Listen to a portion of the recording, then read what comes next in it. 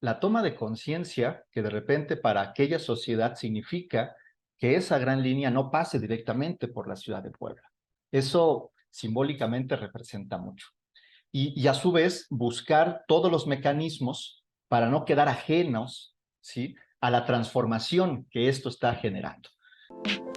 Ahora ya nos puedes encontrar en Telegram. Solo tienes que descargar la aplicación de mensajería Telegram en la tienda digital de tu dispositivo móvil.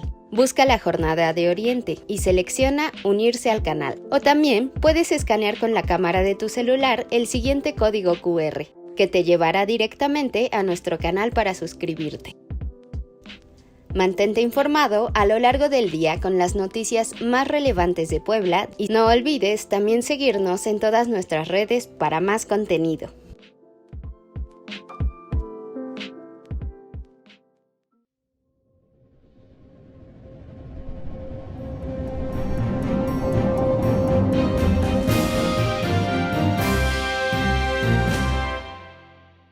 Hola, ¿qué tal amigos de la Jornada de Oriente? Soy Paula Carrizosa, reportera en la sección de Cultura de este diario. Como cada viernes, abrimos la conversación para hablar con los personajes, con los creadores, con quienes conforman este amplio renglón al que llamamos cultura. El blog Más allá del tren contiene diversos textos, crónicas y fuentes que permiten a los lectores adentrarse en la historia y cultura de los ferrocarriles en México.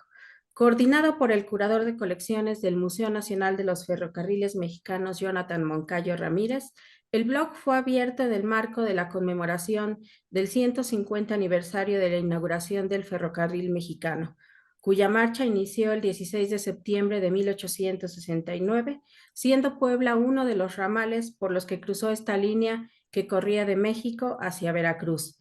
A lo largo de 2023, describe el propio Jonathan en este blog, todas las entradas tendrán como fuentes primordiales las crónicas editoriales y noticias plasmadas en las publicaciones periódicas del año 1873 que hicieron visible la relación que se fue entretejiendo entre una sociedad que comenzaba a transformarse y una vía férrea que unía la capital con el puerto de Veracruz.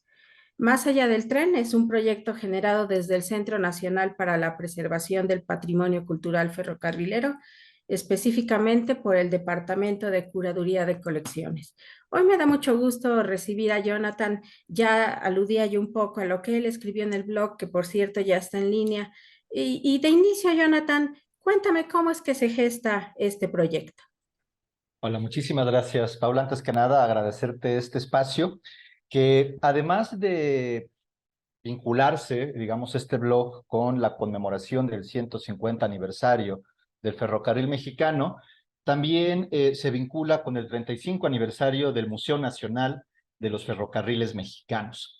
De ahí que se ha convertido, ¿no?, en este pequeño lapso de tiempo en un espacio destinado a acercar a la gente, ¿no?, a la gente interesada no solamente en los ferrocarriles, sino en los ámbitos culturales de México, desde una perspectiva más amplia, la relevancia que tuvo la incursión del ferrocarril en el entramado social en el siglo XIX. Cuando yo llegué al museo, ¿no?, cuando tuve la oportunidad ya de incorporarme al departamento de curaduría de colecciones, una de las primeras interrogantes es, bueno, tengo detrás de mí una enorme tradición de gente que ha realizado trabajos importantísimos para poner en valor el patrimonio ferrocarrilero. Tengo detrás de mí también a grandes investigadoras, historiadoras e historiadores que han mostrado precisamente la relevancia y la importancia de estudiar los ferrocarriles. Y mi pregunta era, bueno, ¿qué puedo aportar yo?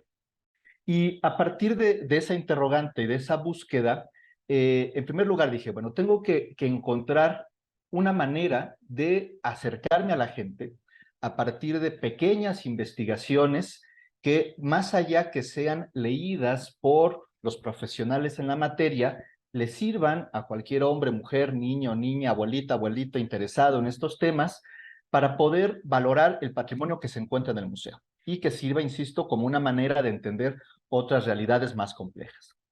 Y a partir de estar buscando estas modalidades, me encontré con una plataforma que se llama hipótesis.org, que reúne blogs de distinta índole del campo de ciencias sociales y humanidades, pero cuya característica particular es que en esos blogs no se van a trasladar los resultados de investigación, sino más bien los resultados de divulgación de esas investigaciones.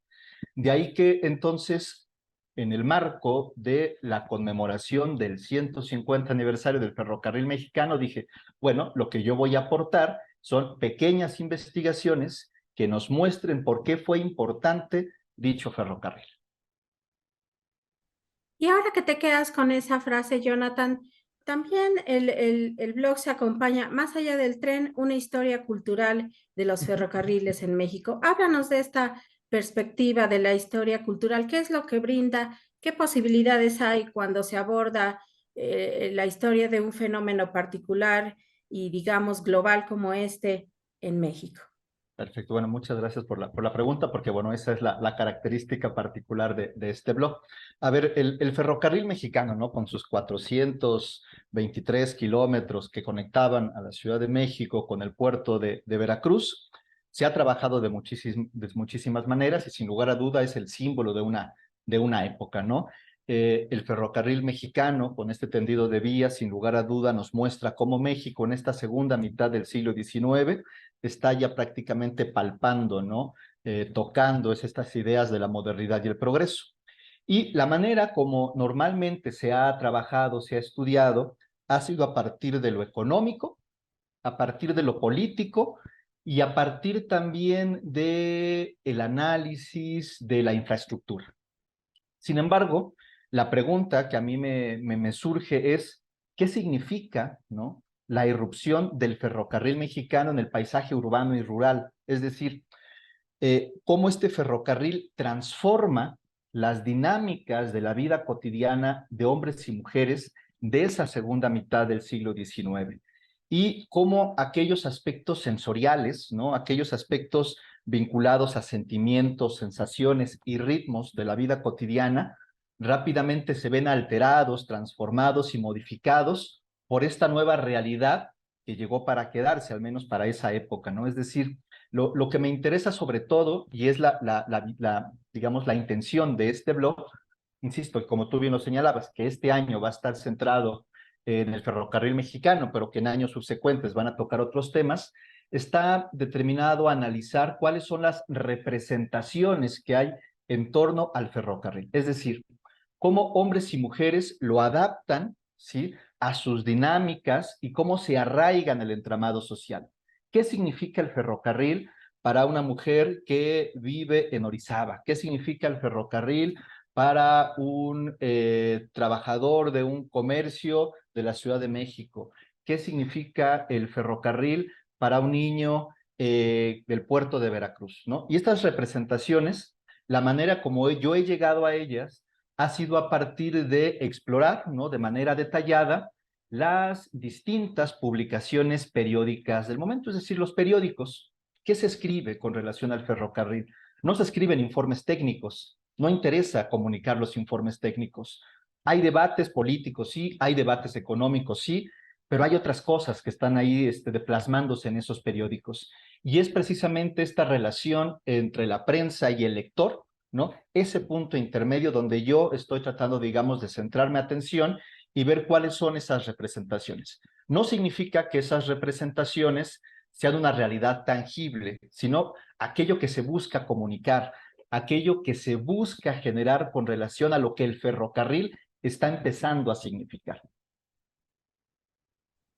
Y en ese sentido, Jonathan, ahora que nos ayudas a comprender un poco digamos, este abordaje y a imaginar cómo es y a tratar de respondernos cómo es que cambió la vida de un medio como este a una ciudad como Puebla. Yo sé que seguramente lo abordarás en el blog que irá creciendo, pero de inicio, si nos pudieras adelantar, ¿cómo es que cambió el tren a una ciudad como esta, sobre todo al inaugurarse esta ramal del ferrocarril mexicano? Bueno, como te repetía yo hace un momento, digamos, hay grandes historiadoras e historiadores que han trabajado estos temas. Con relación al ramal de Puebla, a ver, aquí se puede abordar de distintas maneras, ¿no? Una de ellas es la toma de conciencia que de repente para aquella sociedad significa que esa gran línea no pase directamente por la ciudad de Puebla. Eso simbólicamente representa mucho. Y a su vez buscar todos los mecanismos para no quedar ajenos, ¿sí?, a la transformación que esto está generando.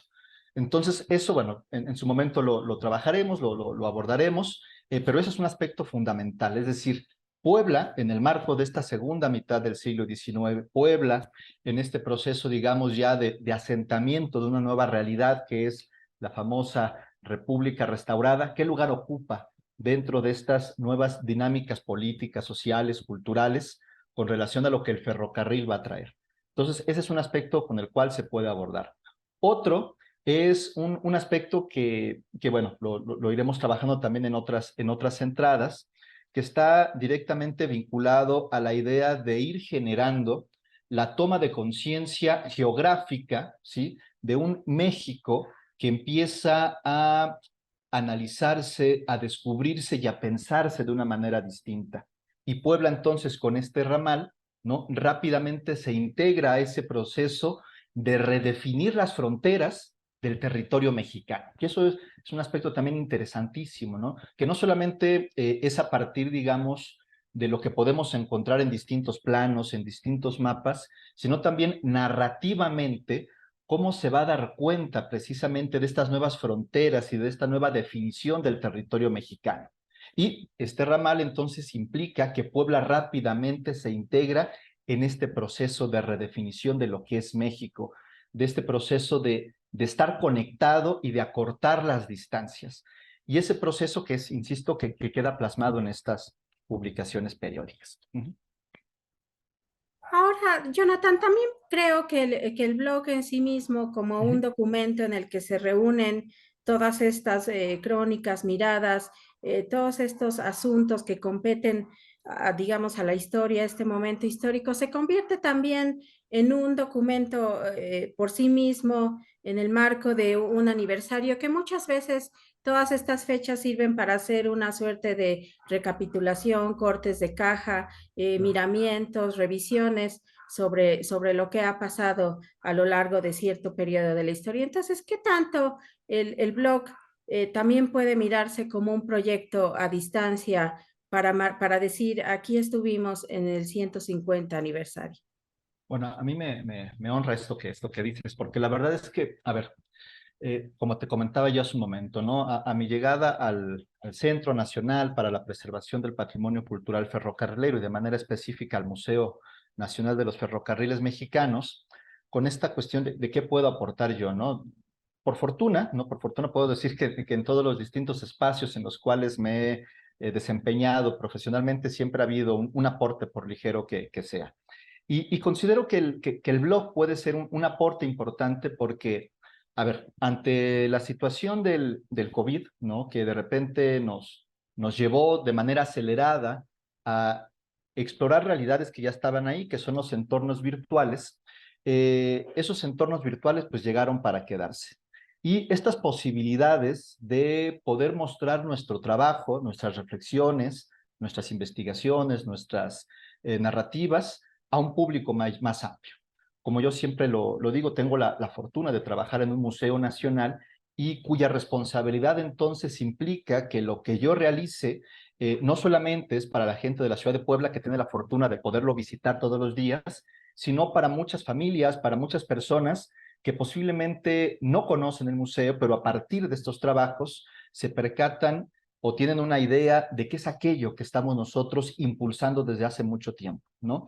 Es decir, desde 1988, este museo nace con una vocación de poner en la mesa de discusión la importancia del trabajo ferrocarrilero. Y 35 años después, con distintos proyectos, con distintas acciones, creo que este blog viene a sumar precisamente a ese impulso que el museo ha venido generando desde años atrás.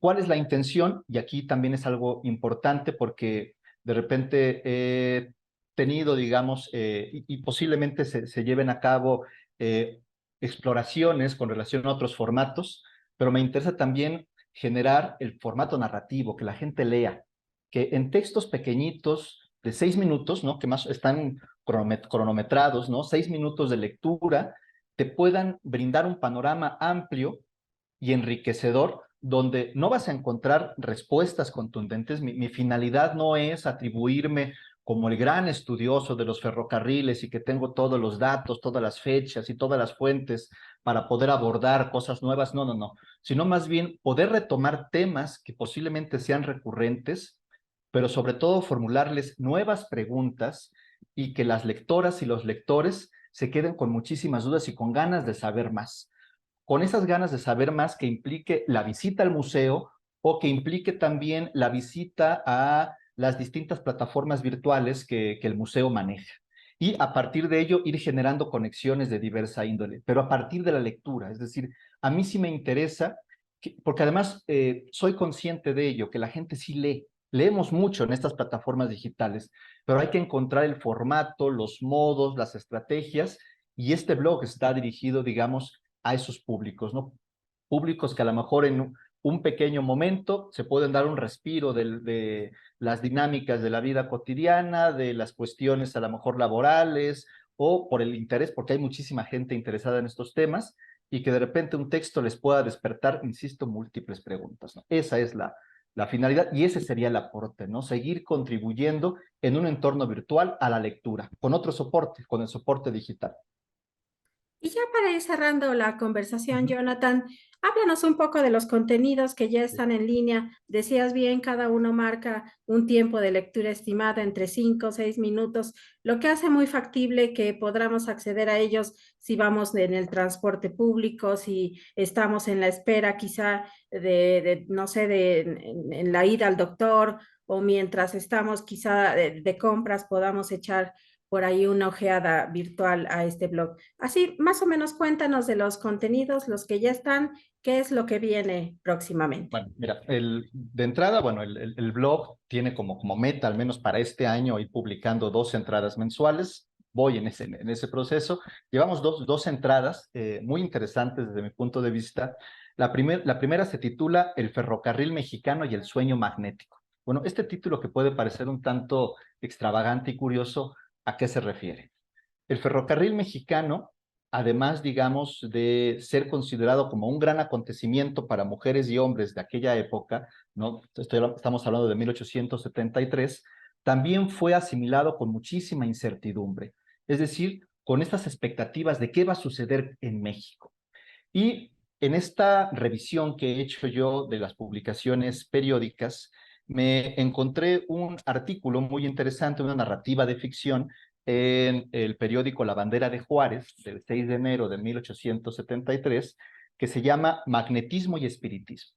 Y cuando empiezo yo a revisar el texto, da cuenta de un escritor que, haciendo un paseo nocturno por la Ciudad de México, se encuentra con un amigo. Este amigo lo invita a una sesión espiritista y en esta sesión espiritista el tema central es preguntar qué va a pasar con México a partir del ferrocarril, ¿no? Entonces, ¿qué es lo que muestro yo en esta entrada? ¿Quiénes son los personajes que están, digamos, dentro de esta narrativa? ¿Cuáles son las preguntas? ¿Quién es la medium? ¿Quién es el espíritu al cual se invoca, ¿no? De manera concreta se invoca al espíritu de Robert Fulton, que fue aquel ingeniero, inventor norteamericano que ni más ni menos que construyó el primer barco de vapor. Es decir, hay una serie de dinámicas culturales propias de esa sociedad donde el ferrocarril empieza ya a formar parte de una realidad cotidiana, ¿sí? Esa es, y la duda, la incertidumbre sobre el futuro. Porque eso es importante. Lo que yo también quiero mostrar en esas entradas es que los hombres y las mujeres de aquella época no sabían qué iba a pasar dentro de 5, 10, 200, bueno, perdón, de 50 años, 100 años, ¿no?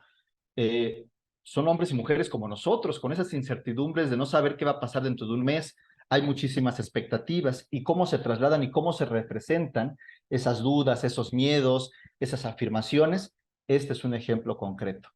Y la segunda entrada está directamente destinada a observar cómo se llevó a cabo el festejo en la Ciudad de México en ese día final 31 de diciembre de 1872 y la madrugada del 1 de enero de 1873. Cómo la inauguración en realidad atrajo las miradas de múltiples familias que se dieron cita en la estación de Buenavista y sobre todo ir palpando cuál era el ambiente de la ciudad, ¿no? Cómo estaban llevándose a cabo los preparativos. Y he encontrado crónicas donde se da cuenta de que iban a comprarse guantes, sombreros, de que iban a cortarse el bigote, a peinarse, de que había una expectativa muy grande, había miedo también, había mucho miedo y mucha angustia. Era una fiesta, ¿no? Pero también era un caos, ¿no? Es decir, no todo se llevó a cabo en orden. Había boletos que se habían entregado para los que iban a realizar el viaje. No todos los boletos llegaron a manos de las personas que estaban destinadas a dicho viaje. Algunos se estuvieron revendiendo, hubo uno que algún otro colado, alguno que otro personaje extravagante, es decir, todo lo que está ocurriendo en ese momento, ¿sí? Y también simbólicamente lo que el ferrocarril está representando. Hay dos momentos muy particulares, y si quieres con esto cierro para no extenderme más, hay dos momentos muy particulares. En pleno momento y asentamiento, digamos, de la República restaurada, el ferrocarril mexicano o las festividades del ferrocarril mexicano inician con dos actividades. Uno, con la celebración de misa en la Catedral de la Ciudad de México, eso simbólicamente representa mucho, y dos, con la puesta, digamos, de la primera piedra de la estatua de Cristóbal Colón frente a la estación de Buenavista. Es decir, con esta firme intención de que si Cristóbal Colón a partir de su viaje posibilitó la construcción de un nuevo mundo, el ferrocarril mexicano iba a instaurar una nueva realidad y un nuevo mundo para México. Entonces, son aspectos que se van tocando ahí en el blog, que insisto, se trata, bueno, procuro hacerlo con un lenguaje sencillo, ameno, no con tecnicismos ni con cuestiones teóricas, sino aquello que pueda ser leído, entendido y reflexionado por todas y por todos. Pues te agradezco mucho, Jonathan, que nos hayas compartido este proyecto en el que no solo hay investigación, dedicación, tiempo puedes tener, sino también pasión, porque como alguna vez me dijo hace ya muchos años la directora Teresa Márquez, el ferrocarril tiene algo que despierta en todos los que nos acercamos a él como un sesgo de interés, de pasión y que ya no se suelta jamás. Así que te agradezco mucho, Jonathan. Recuérdanos cómo encontrar el blog, cómo acceder a esta información. Sí. A ver, el blog es tren, o sea, madtren.hipótesis.org, ¿no? Entonces, de todas maneras, la liga va a estar en las redes sociales del museo, ¿no? Para que constantemente, cada vez que salga una nueva entrada, la gente pueda tener acceso a él. Y una vez que tengan acceso, bueno, pues los invito a que mes con mes estarán descubriendo en las últimas semanas nuevas historias, nuevas anécdotas y nuevas maneras de pensar al ferrocarril. Pues te agradezco mucho nuevamente, Jonathan Moncayo, curador de las colecciones del Museo Nacional de los Ferrocarriles Mexicanos, y te propongo que sigamos en comunicación. Así que hasta pronto. Muy bien, hasta luego, Paula, nos vemos, gracias.